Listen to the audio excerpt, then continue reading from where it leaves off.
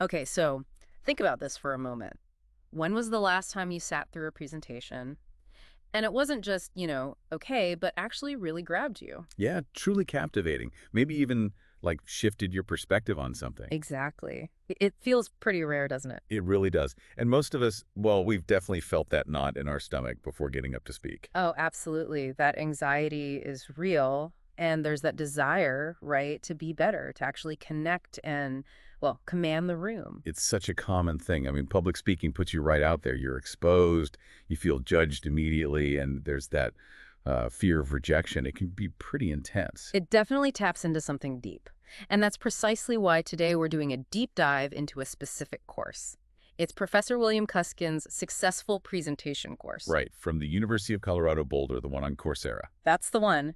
Our mission here is basically to pull out the best bits, the key strategies from this course that can help you, our listener, not just give a speech, but really make an impact. And the first thing you notice is just how many people have taken it. It's huge. Yeah, what was the number? Over 146,000? That's right.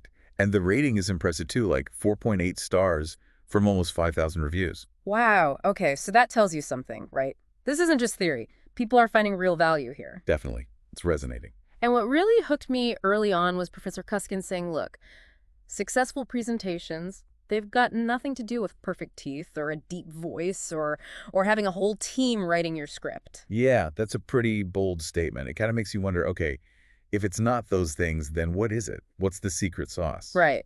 And the core idea he presents is fascinating. It really is.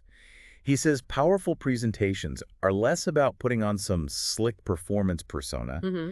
and more about authentically showing your private self in a public setting, a public performance of the private self. Okay, public performance of the private self. Break that down a bit. Well, the key insight is that the skills you need, clarity, structure, revision, are the exact same skills you'd use for really good business writing or even graphic design. Ah, okay. So skills many people might already have or at least recognize. Exactly. And it's those skills that allow your genuine self, your private self, to come through clearly and effectively. That's way more compelling than trying to be someone you're not. That makes a lot of sense.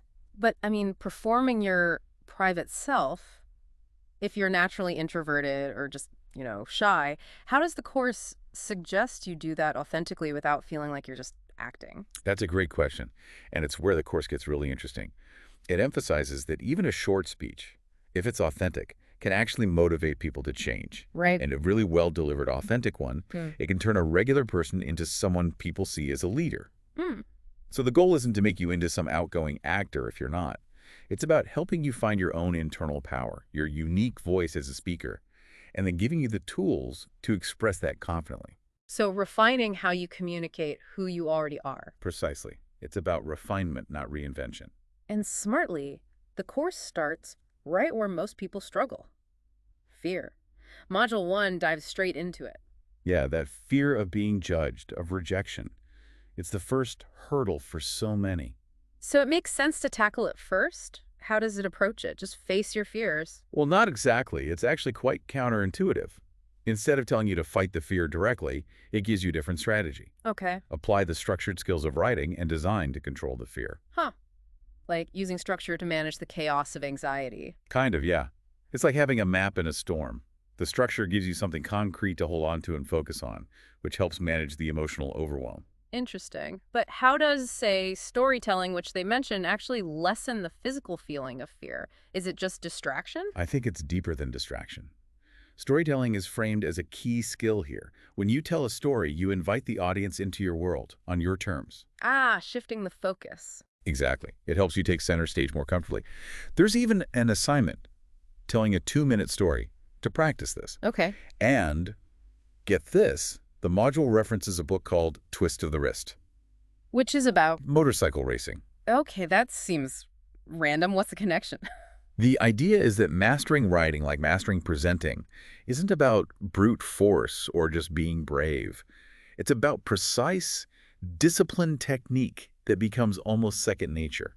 Ah, so technique builds confidence and control, which then manages the fear. You got it. It's about mastering the mechanics of delivery. All right, so you've got some tools for fear. Then comes the what do I actually say part. Module 2. Yep, Module 2 is about developing a creative formula, But they stress it's not a rigid paint-by-numbers thing. Right, because that wouldn't allow for your private self to come through. Exactly. No single set of rules works for everyone's personal brilliance.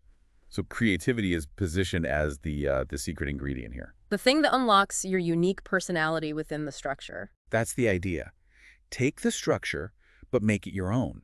Infuse it with your style. And the structure itself sounds practical. They break down the introduction. Right, needing the salutation, a clear roadmap or review of the structure. And that really crucial one compelling point.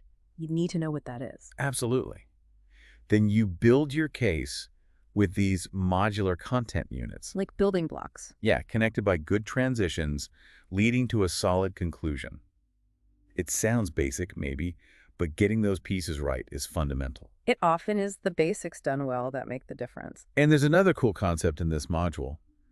The entire talk is a circle.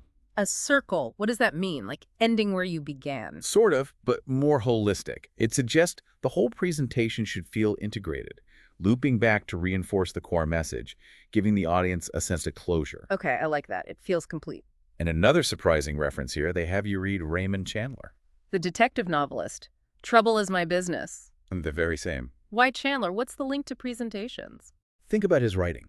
It's tight, impactful, great narrative structure, very concise. Okay, yeah.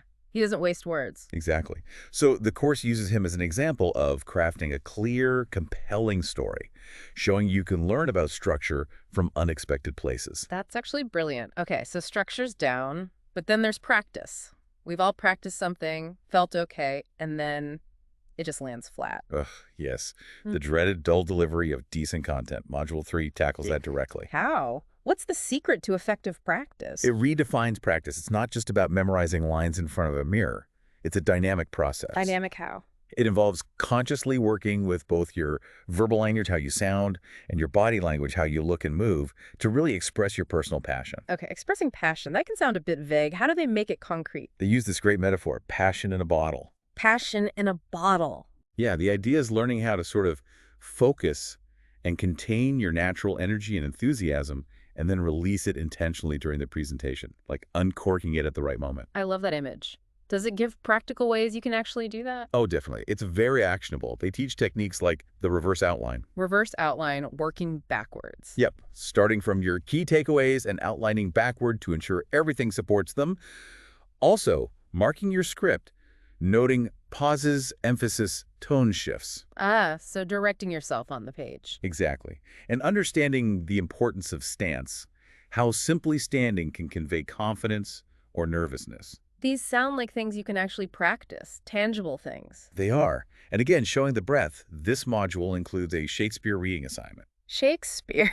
Really? For a business presentation course? That sounds odd at first, right? But it's about mastering verbal language rhythm, intonation, projection. Shakespeare's language demands that kind of vocal control. Okay, I can see that. It pushes you to use your voice intentionally. It shows how diverse the course's approaches. It really does. It draws from lots of areas. All right, so you've dealt with fear, you've got a structure, you've practiced unleashing passion, but then you walk into the room.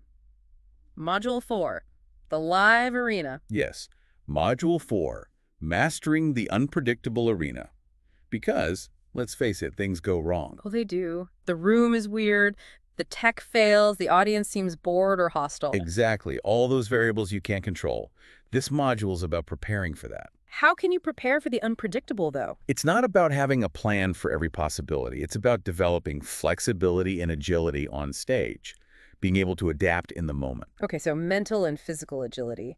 What kind of practical advice does it offer? Really useful stuff, like weighing slides versus handouts, when to use which for maximum impact and minimum distraction, understanding what is a question. Meaning, not all questions are actually questions. Right.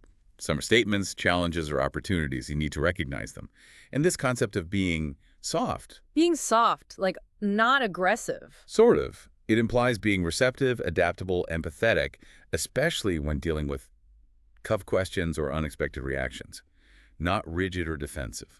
That sounds like really valuable life advice, actually, not just for presentations. It definitely extends beyond the stage. The module frames it as developing your identity as a powerful individual who can handle dynamic situations. And it uses examples. Yeah, like Avery's demo presentation, Yeah. Frankenstein in science, as a concrete case study and, again stretching for context, a Chaucer manuscript reading. Chaucer. Okay, so from Shakespeare to Chaucer, it's certainly keeping things interesting. The underlying point seems to be that principles of effective communication are timeless and cross different formats. So wrapping up the practical side, for listeners interested in this course, it's beginner level. Yep, totally accessible. The main requirement is just having some way to record yourself practicing. And the time commitment. Around 20 hours, they estimate, but it's flexible. You do it on your own schedule. And what do you get out of it, tangibly? Besides the skills, obviously. Well, you get a shareable certificate upon completion, and importantly, you can list skills like adaptability, public speaking, storytelling, composure, cognitive flexibility on your professional profiles like LinkedIn. Those are definitely valuable skills to highlight. And the instructor, Professor Kuskin, what's his style like, according to learners? The feedback suggests he's very clear, simple, offers lots of useful practical tips, and apparently has a good sense of humor too. Which always helps make learning stick, doesn't it? Absolutely. It makes the whole process more engaging and less intimidating. So pulling it all together for you, the listener, what's the big takeaway from this deep dive?